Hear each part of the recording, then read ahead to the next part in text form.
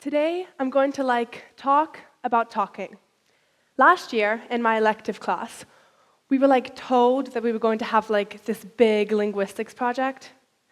Since I didn't really know anything about linguistics, apart from it's how we speak, and my mom is always going on and on about how I use too much, I thought that it would be the perfect time to look into it more. My project was centered on looking at the use of as a filler word in regards to gender, age, and education. And my results can help me argue that just as I have used several times since starting my talk, there is no link between an increased use of and a lower level of education. The word is not new, and it has a surprisingly large number of usages in language. However, for this project, I investigated its use as a filler word. For example, I am so nervous right now. In today's society, has become often associated with young girls who are thought of as less educated. As a young girl myself who happens to use but also happens not to be uneducated, I find this stereotype offensive and false. And so, the stubborn teenager that I truly am, I decided to try and prove it wrong.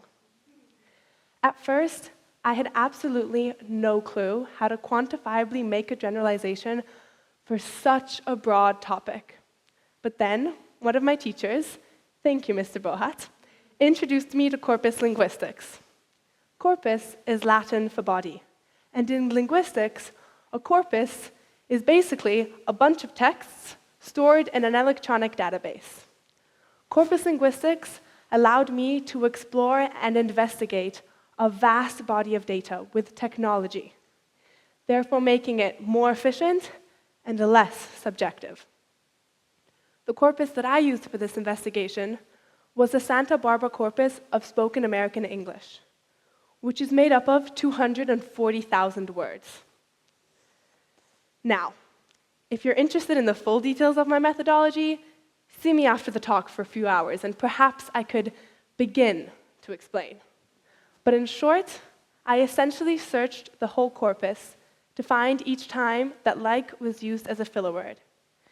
Then with that information, found whether females or males used it more, which age group used it the most, and whether it had any correlation with a higher or lower level of education. For this investigation, I decided to categorize as a filler word if it wasn't being used as a comparison or verb expressing emotion. After going through all of my data, I found that females used more than twice the amount that males did, which seems to confirm the stereotype that females use it more. However, if we take into account the total number of words said by the respective genders as well, we find that the difference is not that large. When I divided the female or male use of by the overall number of words said by each gender, I found the relative frequency, which for females was 0.562 per 1,000 words, and for males, 0.438 per 1,000 words. So whilst females do use more than males, the difference is not that large. But even when I knew that the stereotype that only females use wasn't true, I still had some questions. Why is it considered so bad as a female to use as a filler word? Well, it's no secret that women face a somewhat greater prejudice in life in general. And since women have a harder time being taken seriously, especially concerning intellectuality, maybe the dislike of is that older women don't want younger girls to have even more prejudice stacked up against them. This concept, however, lies outside the scope of my investigation and would be an interesting topic for a sociolinguistic study. That is, the study of language in relation to its social factors. Because whilst using might not actually mean that you're uneducated, it could still give off that perception. The next stereotype that I decided to tackle was the correlation, or the relationship, between age and I divided all of the speakers into 6 age groups, after which I found that the early 20s group used like by far the most, with an absolute frequency nearly 7 times greater than some of the older age groups. This seems to confirm the stereotype that it's mostly the younger generations who use like. But as I said before, like is not the first filler word, nor has it just recently made an appearance. Non-traditional usage of the language can be traced back to the early 1900s. The stigma that surrounds like and that makes the use of it so frowned upon by older generations probably stems from the fact that it's mostly adolescents who use it in speech. And since it's not a filler word that can be commonly found across the masses, it's become a trait singular to younger generations. It gives off the perception that we aren't speaking proper English. Another difference between like and or other filler words, is that like has also begun replacing verbs, such as said, when a speaker is relaying a past conversation. Now, I do this all the time.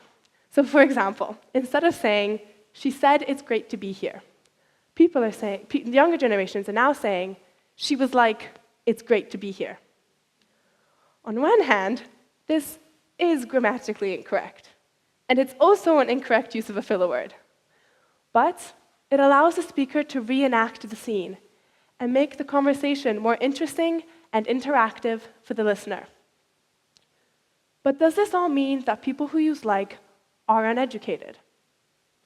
The answer is no. According to my research, there is no link between an increased use of like and a lower level of education. This is because my data showed that the early 20s group also had the highest level of education. And if they had the highest level of education and the highest use of like, then this investigation seems to disprove the stereotype that only uneducated, superficial young people use like. Now let's take a step back and look at why all of this actually matters. Well, because of the negative perception that like gives off, people are being belittled for using it, something that I personally experience almost every day. It affects their image and could even restrict their opportunities, simply because someone else misjudged them due to a stereotype. Having a variety of ways to speak and to know when to use them requires intelligence and awareness, because we're choosing our voices situationally. Obviously, an inappropriate use of like is unhealthy and bad for someone's speech, so it should be corrected. But that goes to say for an excessive or inappropriate use of anything. Using like doesn't have to be demeaning. It can be empowering, seeing as it gives us yet another voice to use. Corpus linguistics not only showed me a powerful way of researching this debated work, but it also gave me a strong foundation on challenging the concerns of others. So please, next time that I, or any other young person, whether they're female or male, uses like, let's avoid making any preconceived judgments about their level of education. Because now you know better.